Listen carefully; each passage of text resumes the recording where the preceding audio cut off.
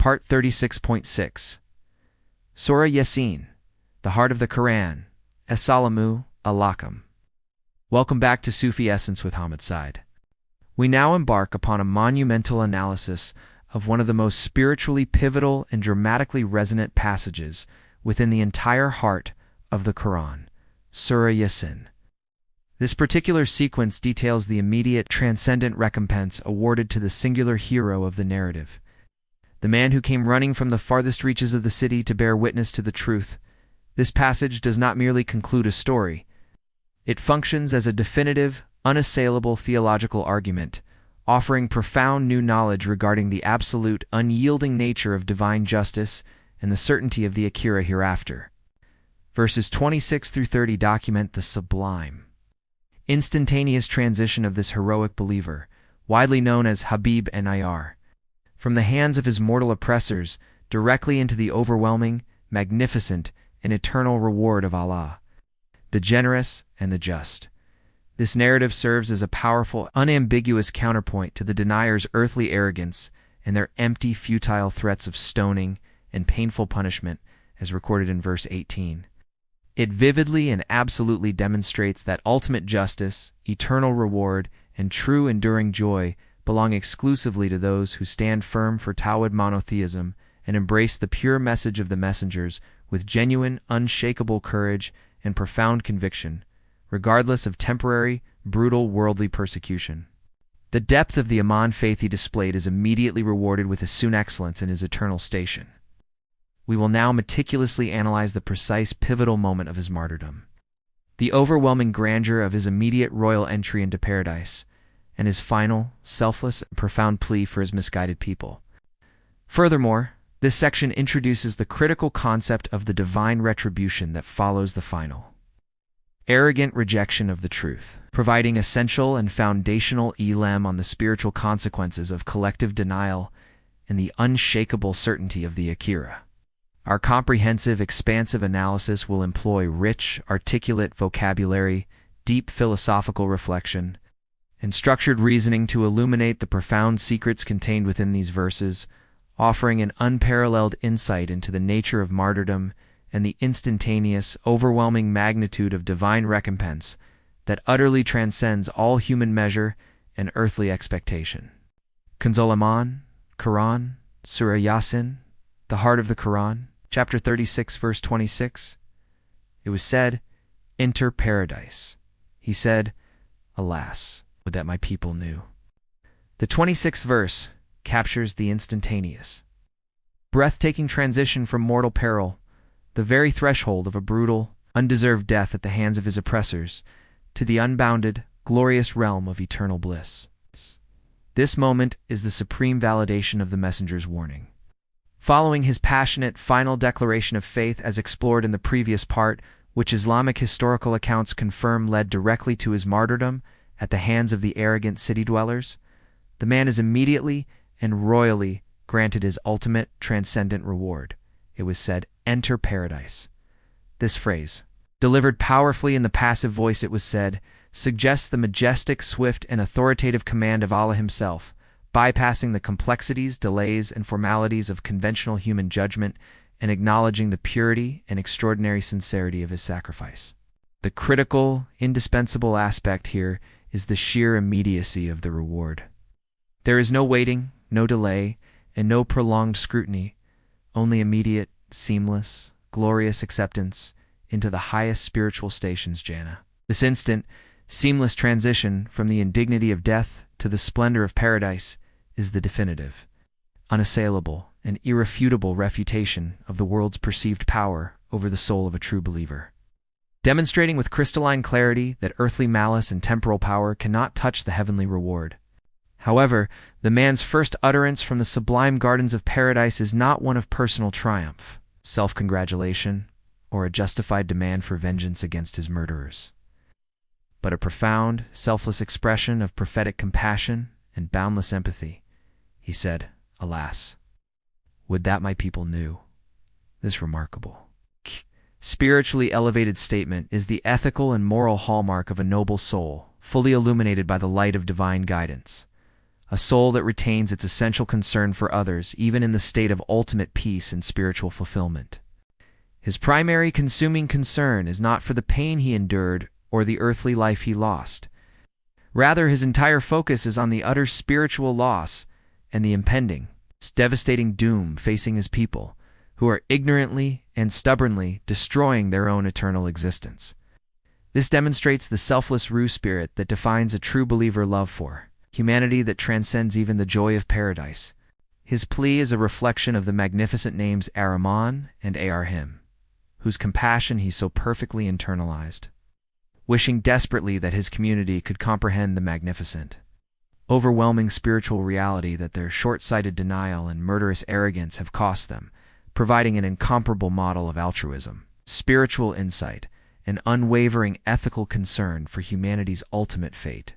He understands that the knowledge of this final reward is the key to salvation, and he wishes his people could possess that saving knowledge before it is too late, even as the gates of eternity close upon him. Quran, Surah Ya-Sin, the heart of the Quran, chapter 36, verse 27, How my Lord has forgiven me, and has placed me among those who are honored.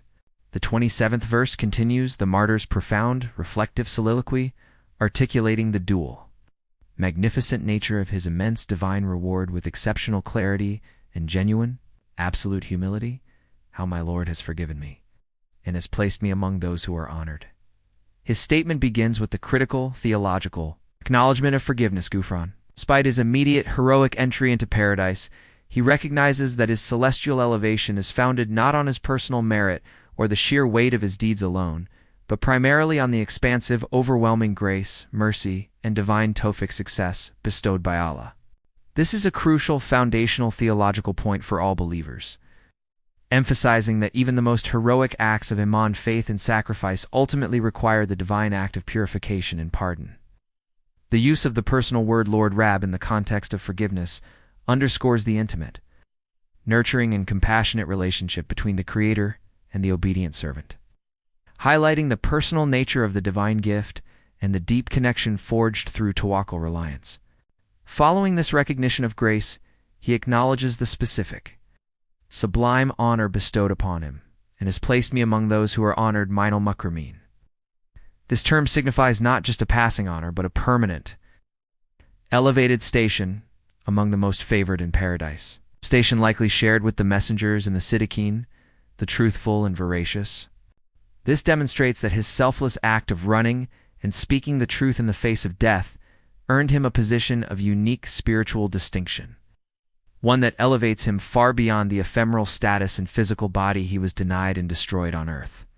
His words serve as a powerful testimonial intended for his ignorant people to the immediate, tangible, and profound reward for sincere tawhid and courageous sacrifice.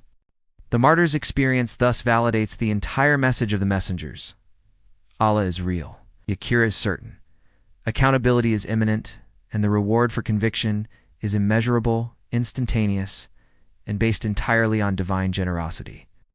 This testimony is a beacon of hope and a profound affirmation of the power of tawakkul. Kenzal Aman, Quran, Surah Ya-Sin, the heart of the Quran. Chapter 36, verse 28. And we did not send down any army upon his people after him from the heaven, nor were we going to send down. The narrative abruptly shifts in the 28th verse from the blissful, triumphant state of the martyr to the inevitable, terrifying fate of the deniers. And we did not send down any army upon his people after him from the heaven, nor were we going to send down. This verse introduces the powerful, inexorable theme of divine retribution that must follow the final rejection of the message and the barbaric killing of the one sincere truth-bearer. The common expectation for divine punishment in historical accounts of past nations, such as the destruction of the people of Noah, peace be upon him, often involved a visible, overwhelming, heavenly force-an army from the heaven. However, Allah here reveals a different, yet equally decisive mode of punishment, emphasizing his absolute sovereignty and control over all means of execution. The denial of the messengers, immediately followed by the murder of the one sincere believer who stood among them, irrevocably sealed the community's catastrophic fate. The denial of a traditional awe-inspiring army underscores a profound point about the nature of the impending doom. the punishment would not require the spectacle of overwhelming visible force. Rather, it would be swift, surgical, and utterly inescapable, executed through a different, yet equally absolute, mechanism entirely. This revelation creates a sense of ominous, palpable tension, hinting at a doom that is perhaps even more terrifying because it is unexpected. It's understated in its simplicity, yet absolute in its destruction. Setting the stage for the next verse, where the simplicity of the chosen tool of destruction highlights the utter, effortless majesty of the executor, Allah. The decision not to send down an army emphasizes that the punishment is not a protracted war, but a conclusive single act of divine will, demonstrating the finality of their denial and the worthlessness of their entire collective might. Kanzel Iman Quran. Surah Ya-Sin, the heart of the Quran, chapter 36, verse 29. It was only a single terrible cry, so behold, they were extinguished. The 29th verse fulfills the promise of retribution, revealing the devastating, chilling nature of the instantaneous, comprehensive end of the defiant community. It was only a single terrible cry, so behold, they were extinguished. The method of destruction is revealed to be the single terrible cry, Sehatan Wahadatan. This divine, overwhelming sonic event signifies the absolute ease and sovereignty with which Allah executes His decree. The punishment is immediate, efficient, and requires no prolonged conflict, no celestial army, and no great material upheaval. A single, shattering sound is deemed sufficient to annihilate a generation of deniers. This cry could be understood as a physical sound wave of impossible magnitude, or perhaps a psychological shockwave that stops the hearts of all who hear it, showcasing the vulnerability of human existence to divine power. The effect is described with shocking, absolute finality, so behold, they were extinguished, Canaan. The Arabic word kamedan is highly evocative, often used to describe a fire being completely put out, leaving no trace, no heat, and no spark of life. They were silenced, extinguished, and rendered lifeless in a fraction of a moment, their collective arrogance. Their threats of stoning, and their entire civilization reduced to nothingness, demonstrating the ultimate futility and foolishness of opposing the divine decree.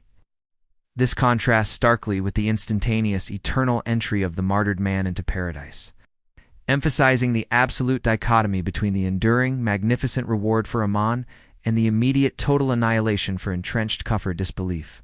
Kanzal Iman, Quran, Surah Ya-Sin, the heart of the Quran, chapter 36, verse 30.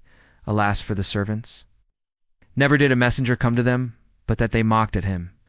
The 30th verse concludes this devastating chapter with a profound, sorrowful lament emanating from the divine perspective, or perhaps from the perspective of the witnessing angels. Alas for the servants! Never did a messenger come to them, but that they mocked at him. The phrase, alas for the servants. Ya Hazratan Alal Ibad is a poignant, heart-wrenching expression of immense pity, regret, and sorrow for the self-destructive, chronic pattern of human rejection. It is a lament not of vengeful anger, but of deep sorrow over the waste of human potential and the consistent, tragic failure of mankind to recognize the mercy, guidance, and salvation offered to them. The reason for this sorrow is explicitly stated: their consistent, ruinous pattern of behavior is that never did a messenger come to them, but that they mocked at him.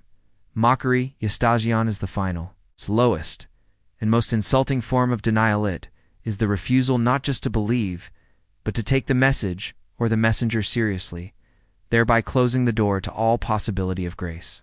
This verse generalizes the lesson of the people of the city, revealing this destructive pattern as an enduring, tragic human failing.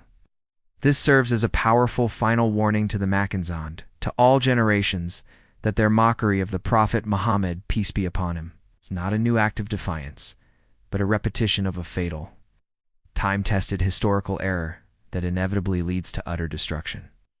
A consequence so lamentable that even the heavens mourn the loss. Hadith. The actions of the martyr, particularly his selfless concern for his people, even from the bliss of paradise, and his immediate ultimate reward, speak to the supreme value placed on sincere iman and the active jihad struggle in the path of truth, even if it is a bloodless struggle of bearing witness. As the Prophet, peace be upon him, constantly taught his companions about the unparalleled status and overwhelming recompense of martyrs. The profound spiritual elevation of the man in Surah Ya-Sin is perfectly mirrored in the prophetic descriptions of the rewards awaiting those who give their lives for the sake of Allah. The Prophet, peace be upon him, taught, "The martyr longs to return to the world and be killed 10 times, on account of the dignity he receives." Bukhari Hadith, number 2817. This hadith, found in Sahih al-Bukhari, beautifully and powerfully captures the profound essence of the martyr's experience as reflected in the verses. The single immense dignity karama received by the man from the farthest part of the city, his instantaneous entry into paradise minal. Mukrameen is so overwhelming, so comprehensive, and so spiritually intoxicating that it makes the pain of death utterly insignificant. The martyr's expressed desire to return and be killed repeatedly does not stem from a desire for violence, but from the sublime, overwhelming joy and the absolute certainty of the magnificent reward he immediately witnesses and experiences. His state perfectly exemplifies the truth behind the hadith. The spiritual fulfillment and the closeness to Allah achieved through martyrdom render all worldly achievements, and even life itself, pale and trivial by comparison. His selfless statement, "Would that my people knew," is motivated precisely by this immense dignity. He wishes his people could have the ilm that would lead them to this ultimate immediate success, instead of the complete annihilation suffered by the deniers, revealing the depth of his ruh and the truth of his mission. Let us now supplicate, drawing from the profound lessons of these verses, asking Allah to grant us a deeper understanding and to guide our every step.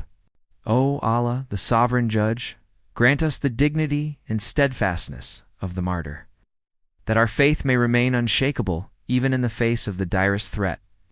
Allow us to emulate his selfless compassion, ensuring our first thought is for the guidance of those who deny your truth, even from the precincts of your paradise. Protect us, O Ar-Rahman, from the deafening final cry of retribution and the destructive error of mockery. Forgive our sins, and through your boundless mercy, place us among the honored ones, Mukrameen, who bear witness to the supreme value of a main sacrifice, earning a proximity to you that makes us long to return and proclaim your truth. May Allah illuminate your heart and mind with the light of this divine ilm. May He make your channel a beacon of guidance for all who seek spiritual clarity and truth. May your efforts be a source of immense reward, and may you be granted the highest stations of paradise. May the peace and blessings of Allah always be upon you and your loved ones.